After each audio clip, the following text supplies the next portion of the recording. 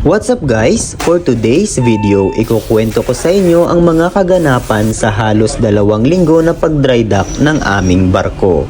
Dry dock, a dock that can be kept dry for use during construction or repairing of ships. The main purpose of dry docking is to clean, inspect, and repair the parts of the ship which are typically in contact and usually submerged with the sea.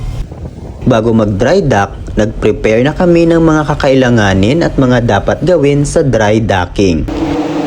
At dahil taga-makina kami, magfo-focus lang tayo sa engine room. Bago mag-angkurahe at mag-finish with engine, nag-change over na kami from fuel oil to diesel oil. Pinara ang lahat ng purifiers dahil magkakaroon ng boiler survey. Ibig sabihin, lilinisan ito at inspeksyonin kaya wala ng steam or heating. Pagkatapos ng inspeksyon ng mga Chinese authorities, nag-meeting na ang mga top 4 ng barko, ang superintendent ng company at mga shipyard personnel. Then, nagkabit na ang mga taga-shipyard ng wirings for shore power connection at cooling lines para sa aming reefer machine at aircon. At nang padikit na kami sa dry docking area kung saan wala ng seawater at wala ng masaksyon na seawater for cooling ang aming generator, in-stop na namin ito at nag-change power from shore. Minanwal pala ang emergency generator at inon ang circuit breaker for emergency switchboard at si third pinicturan na ang metro or flow meter ng shore power. Sinecure ang mga dapat i-secure gaya ng sa stern tube lube oil and air supply valves, mga machinery at pumps breaker na wala ng gamit. Narito ang mga ginagawa sa dry dock. Maglilinis ng boiler, exhaust gas side, fire side at water side nito.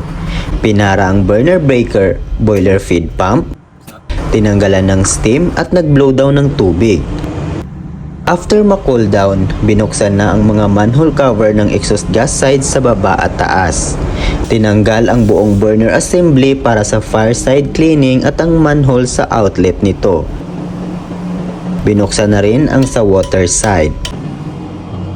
Gumamit pala kami ng high pressure water machine sa paglilinis ng tubes. Exhaust gas side.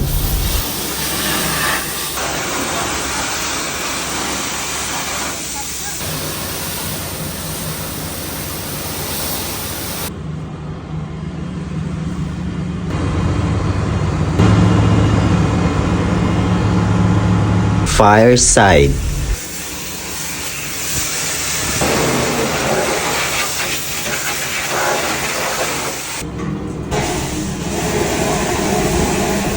Water side.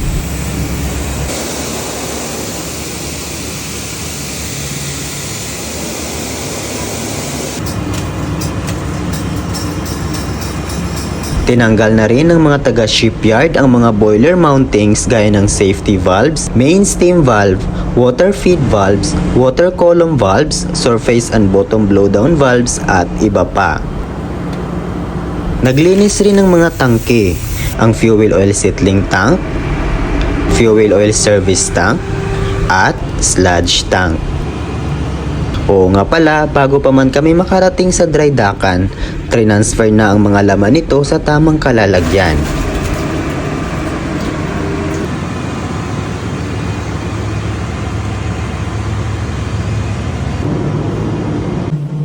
Nirekondisyon naman ng mga taga-shipyard ang lahat ng seawater suction valves at in-inspeksyon ang lahat ng overboard valves at storm valves.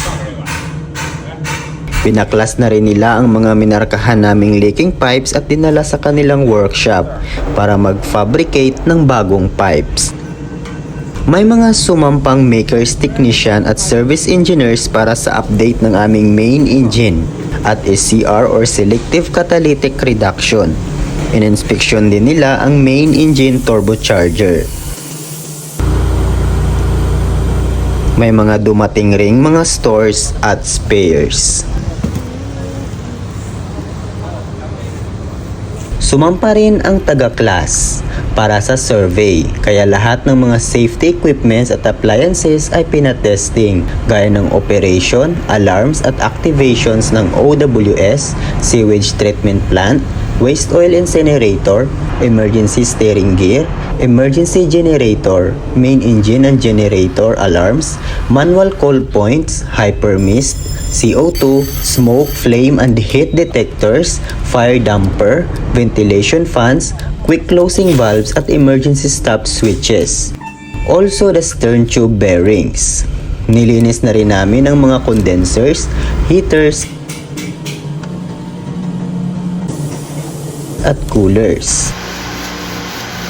At sa mga previous dry dock experience ko, sinabay ang sa freshwater generator evaporator, main engine air cooler, boiler condenser at sandamakmak na leaking pipes. Nagbisita rin kami sa aming mga kabayan. Nakasabayan naming nag-dry dock at iisa lang ang aming company. Nag-shore leave at nag-unwind makadali. Sa China. Let's go. Go, what's up guys? Where's the logo vlogger? Ayos. What's up? Kain-kain guys.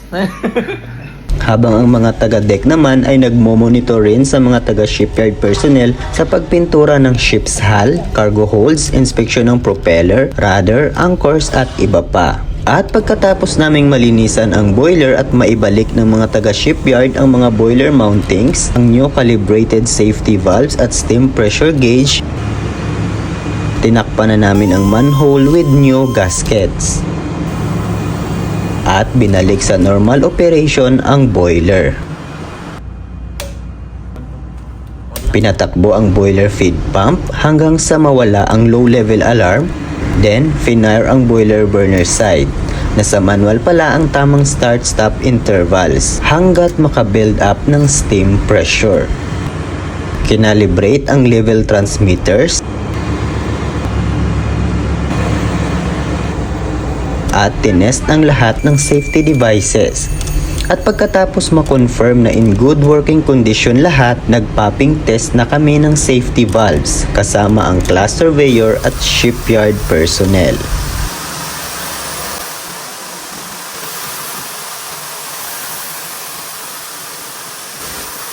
At yun na nga, at dahil okay na ang aming boiler, nag-request kami sa shore ng cooling for our boiler condenser para makapagpatakbo na kami ng purifier, heating for tanks at sa aming main engine jacket cooling habang di pa tapos ang gawain sa deck side.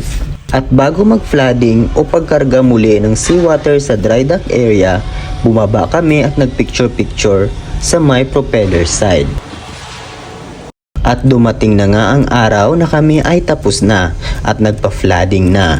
Inabangan na namin ang aming sea chest strainer bleeder kung may lalabas ng seawater. At nung meron na, pinatakbo na namin ang mga seawater pumps. Nagmonitor ng mga leakings at nagpatakbo na ng generator. Bago ipasok ang generator, inoff na namin ang shore power connection at binalik sa automatic mode ang emergency generator. Nagpatakbo ulit ng isang generator para mag-testing na ng main engine.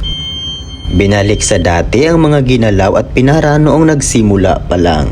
At nag-final inspection uli ang mga Chinese authorities at nang maklear na, balik layag na ang aming barko.